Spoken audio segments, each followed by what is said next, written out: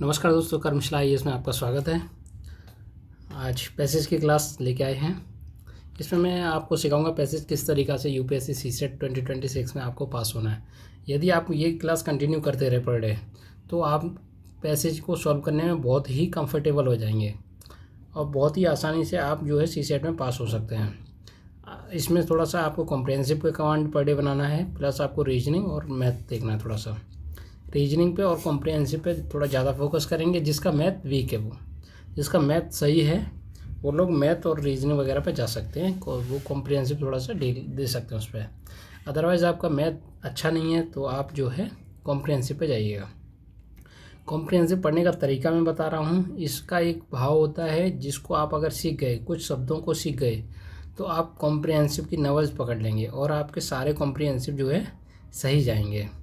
इसमें मैं आपको पर डे कराता हूँ 1-2 पैसेज। जब भी आप 1-2 पैसेज करें तो उनका कुछ देखना, एक सेम पैटर्न निकल के आता है। वो सेम पैटर्न अगर आपने पकड़ लिया तो समझ लो आप इसके कॉम्प्रिहेंसिव सारे सही जाएंगे। ये सेम पैटर्न पकड़ने में जब आएगा जब आप इसको कंटिन्यू पर डे करेंगे। आपको क्या है, पर डे 1 पैसेज या 2 पैसेज करना है, बस उसमें पैटर्न पकड़ना है, क्या पैटर्न है और कौन से स्टेटमेंट सही होते हैं। एक पैसेज पे हमें लगभग 5 से 10 मिनट देना है और समझना है कि किस तरीक़ा से हमें पैसे सही करना है और कैसे क्या स्टेटमेंट आते हैं, कौन कौन से कीवर्ड होते हैं और कौन से स्टेटमेंट जो गलत होते हैं, कौन से स्टेटमेंट सही होते हैं और पैसेज को सही कैसे निकालते हैं, उसका सार कैसे निकालते हैं, उसका निर्णय कैसे निकालते हैं, उसमें प्रतिबिंबित क्या हो रहा है ये कैसे पता करते हैं, पूर्व धारणा क्या है ये कैसे पता करते हैं। ये सारी चीज़ मैं बताऊँगा आपको, ठीक है। तो हम स्टार्ट करते हैं पैसेज को।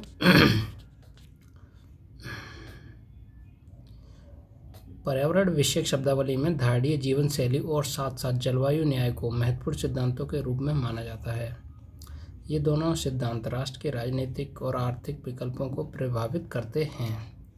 ये चीज़ ध्यान रखना, ठीक है। पेन सेलेक्ट कर लेता हूँ मैं, जो कि हाइलाइटर है। ठीक है, ये राजनीतिक और आर्थिक विकल्पों को प्रभावित करते हैं। अभी तक हमारी जलवायु परिवर्तन शिखर वार्ताओं, जितनी भी अभी तक शिखर वार्ता हुई हैं उनमें और करारों में ये दोनों सिद्धांत राष्ट्र के बीच सर्वसम्मति नहीं बना पाए हैं। कौन कौन सर्वसम्मति नहीं बना पाए हैं? ये पर्यावरण विषयक शब्दावली, धारणीय जीवन शैली क्या है और जलवायु न्याय क्या है, इन्हीं पे जो हमारा पैसेज रहेगा वो डिपेंड रहेगा, ठीक है। धारणीय जीवन शैली कौन सी है और जलवायु न्याय कैसा है, इस पर अभी तक हम राजनीतिक और आर्थिक विकल्पों को प्रभावित करते हैं और अभी तक सर्वसम्मति नहीं बना पाए कि न्यायिक अर्थ में तो सुपरिभाषित है, तथापि जलवायु परिवर्तन के संदर्भ में इसके वैज्ञानिक और साथ ही साथ सामाजिक राजनीतिक अभिप्राय हैं। अगले कुछ वर्षों में यह निर्णायक प्रश्न खड़ा होगा कि जलवायु परिवर्तन से उत्पीड़ित व्यक्ति को अवलंब देने के लिए संसाधन, प्रौद्योगिकियाँ और विनियम किस प्रकार उपयोग में लाए जाएंगे। जलवायु के विषय में न्याय, जलवायु के विषय में न्याय दुष्प्रभावों को कम करने की कार्रवाइयों तक सीमित नहीं है। ये वाली स्टेटमेंट को ध्यान रखना। जलवायु के विषय में न्याय दुष्प्रभावों को कम करने की कार्रवाइयों तक सीमित नहीं है, बल्कि इसमें जलवायु परिवर्तन के अनुरूप अनुकूलन के लिए अवलंब और हानियाँ, नुकसानों के लिए क्षतिपूर्ति की कहीं अधिक अवधारणा शामिल है। इसमें ये कह रहा है जलवायु परिवर्तन से संबंधित जो अनुरूप उसके अनुकूलन है, अवलंबन है या हानियाँ जो हो रही हैं, नुकसान हो रहे हैं, उसकी क्षतिपूर्ति वगैरह, इनसे कहीं अधिक व्यापक धारणा शामिल है इसमें। ये कहना चाह रहा है जलवायु न्याय में, ठीक है। अब इसमें क्या क्वेश्चन पूछा है कि सर्वाधिक तर्कसंगत निर्णायक संदेश। जब आप पेपर दे रहे होंगे ना तो ये नहीं पढ़ना है आपको कि निम्नलिखित कथनों में से कौन सा इस परिचित द्वारा सर्वाधिक युक्त तर्कसंगत निर्णायक संदेश को सर्वोत्तम रूप से प्रतिबिंबित करता है। ये 3 लाइन नहीं पढ़नी है, केवल इस पर डायरेक्ट फोकस करना है आप। और डायरेक्ट फोकस में क्या करना है, केवल इतना देखना है कि इसमें पूछा क्या है, युक्त तर्कसंगत बायस निर्णायक पूछा, मतलब ऐसा कोई इसमें स्टेटमेंट होगा जो जैसा कि निर्णय दे रहा होगा, इस तरीक़ा से होगा। देखते हैं। जलवायु न्याय सभी नई जलवायु करारों समझौतों के नियमों में विस्तार से बसा हुआ होना चाहिए। ठीक है, पेंडिंग में रखते हैं इसको हम। पर्यावरणीय संसाधन पूरे विश्व में असमान रूप से वितरित हैं और उनका दोहन हुआ है। ये क्या कह रहा है, पर्यावरणीय संसाधन जो है पूरे विश्व में असमान रूप से वितरित हैं और उनका दोहन हुआ है। ये बात गलत हुआ है, ये सही नहीं हो सकती है, ऐसा इसमें कुछ नहीं बोला गया है। बृहद, एक मिनट पेन चेंज कर लेता हूँ।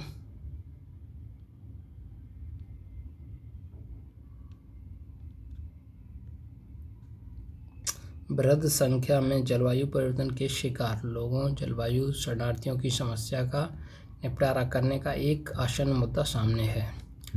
जलवायु शरणार्थियों की कहीं भी पैसेज में बात ही नहीं की गई है, ना उनको निपटाने की बात की गई है, ना ऐसा आसन मुद्दा के बारे में बात की गई है, तो ये स्टेटमेंट तो बिल्कुल ही गलत हो गया।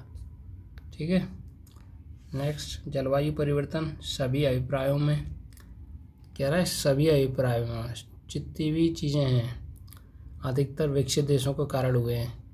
ऊपर ऐसा कहीं नहीं बोला गया कि ये विकसित देशों के कारण हुआ है, इसलिए इसके बाहर वैन का उनका अंश अपेक्षाकृत अधिक होना चाहिए। उनका अंश अपेक्षाकृत अधिक हो या कम हो, उनका योगदान ज़्यादा रहा है या कम रहा है, ये ऊपर इस पैसेज में बोला ही नहीं गया है, तो ये स्टेटमेंट हमारा रॉन्ग हो जाएगा। ठीक है, जो हमारा सबसे बेस्ट ऑप्शन निकल के आ रहा है, वो ऑप्शन हमारा बेस्ट निकल के आ रहा है ए वाला। इसमें कह रहा है जलवायु न्याय सभी नई जलवायु करारों, जो जलवायु से संबंधित करार हुए हैं समझौते नियमों में विस्तार से बसा हुआ होना चाहिए। जो जलवायु न्याय है वो सभी जलवायु समझौते हो गए एग्रीमेंट में नियमों में विस्तार से बसा हुआ होना चाहिए। सही बात है, ऐसा होगा तो कोई भी असमंजस नहीं होगी, कोई ये नहीं पता चलेगा कि राजनीतिक कोई विरोधाभास है या जलवायु परिवर्तन से संबंधित कोई मामला है, तो वो नहीं होगा। तो इसलिए हमें ये सही मान के चलना चाहिए, ये स्टेटमेंट हमारा सही हो जाएगा। ठीक है, नेक्स्ट, जिसको इंग्लिश में पढ़ना है वो इंग्लिश में कर सकते हैं।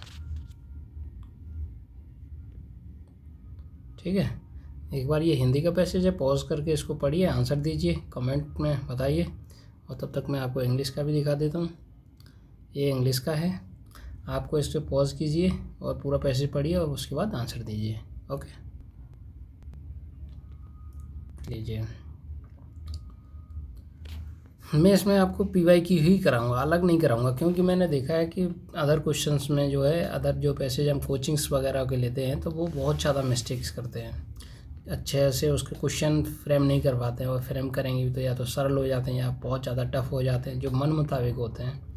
यूपीएससी का एक स्टैंडर्ड रहता है जिसमें हम काफ़ी अच्छे तरीक़ा से सॉल्व कर सकते हैं, और वही पैटर्न हमारे माइंड को फॉलो हो जाता है, जिससे हम पैसेज करने में बहुत ही आसानी कर देते हैं। ठीक है, ओके, स्टार्ट करते हैं। कृषि भूमियों के साथ साथ गैर कृषि भूमियों, वनों, आर्द्र भूमियों, चारागाहों आदि जैसी कृषि से इतर पद्धतियाँ को खाद्य का स्रोत बनाना खाद्य उपभोग के प्रति एक तंत्रानुसारी उपागम को सुकर बनाता है। ठीक है, यह ग्रामीण और जनजातीय समुदायों को पूरे वर्ष निर्वाह करने और नैसर्गिक आपदाओं तथा मौसम के कारण होने वाली कृषिजन्य खाद्य की कमियों से बचे रहने में सहायक होता है। चूँकि वार्षिक फसलों की अपेक्षा, अगर हम वार्षिक फसलों की उनकी अपेक्षा प्रतिकूल मौसम दशाओं में वृक्षों में पनपने की प्राय अधिक क्षमता होती है। फसल न होने के कारण हुए खाद्यान्न के अभाव की अवधियों में वन आधारित खाद्य प्राय एक सुरक्षा जाल प्रदान करते हैं।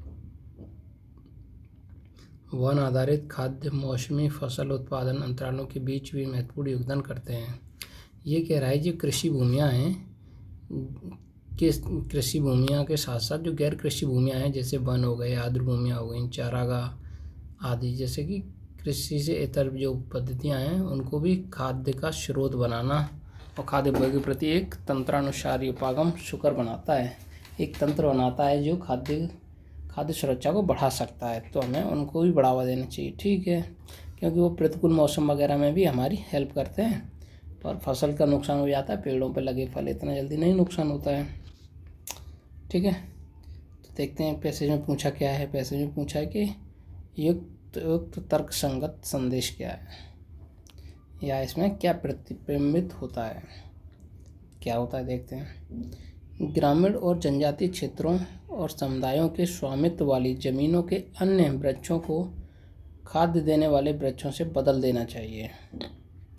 ये कह रहा है जो ग्रामीण और जनजातीय क्षेत्र हैं और समुदाय के स्वामित्व वाली ज़मीनों और उन समुदाय को जो स्वामित्व में जो ज़मीनें हैं के अन्य वृक्षों को, और जो अन्य वृक्ष हैं उनको खाद्य देने वाले वृक्षों से बदल देना चाहिए।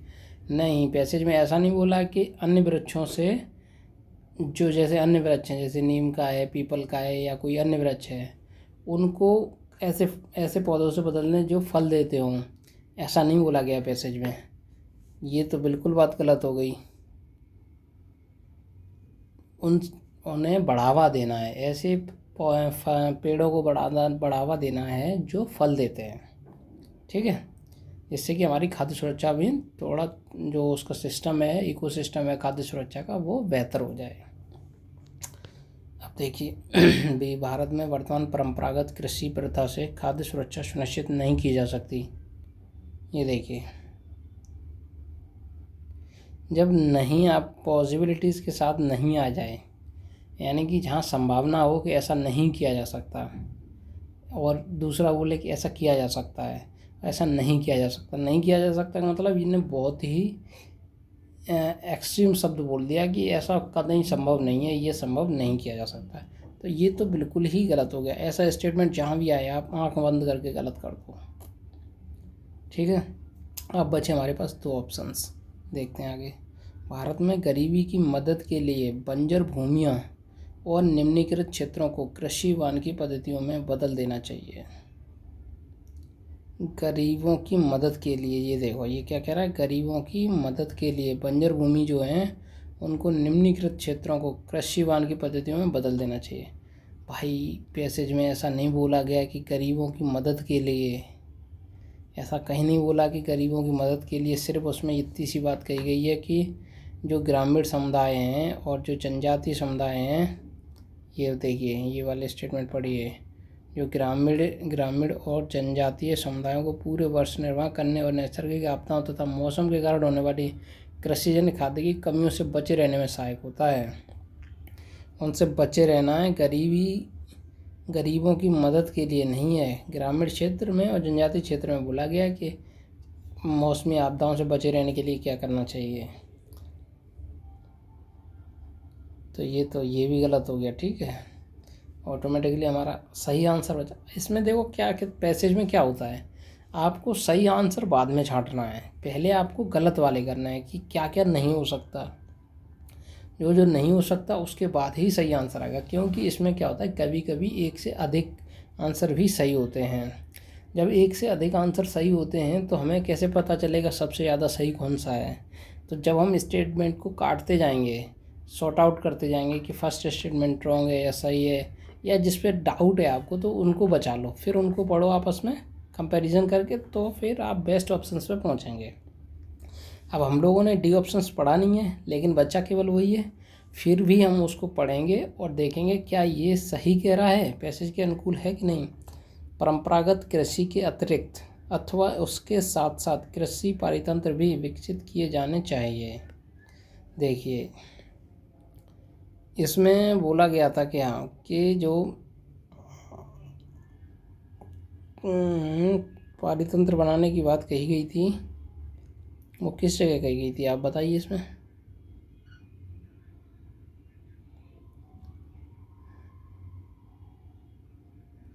निर्माण और नैसर्गिक खाद्य, ये देखिए ऊपर से तीसरी लाइन देखिए, ये वाली लाइन देखिए, खाद्य स्रोत एक अनूठी, ये क्या लेगा, तंत्रानुसारी उपागम को सुकर बनाता है।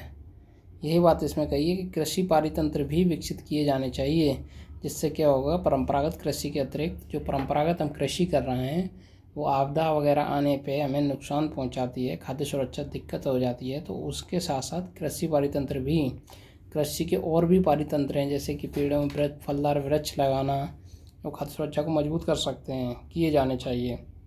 और इसमें क्या कर रहा है कि ये ऐसा होना चाहिए, तो प्लानिंग है, तो ये पॉजिटिव प्लानिंग है, प्लस ऐसा स्टेटमेंट में बोला गया है, दूसरा हमारा पैसेज में भी बोला गया है, तो हम इसको सही मानेंगे। ठीक है, तो हमारा डी ऑप्शन बिल्कुल 100% राइट हो जाएगा।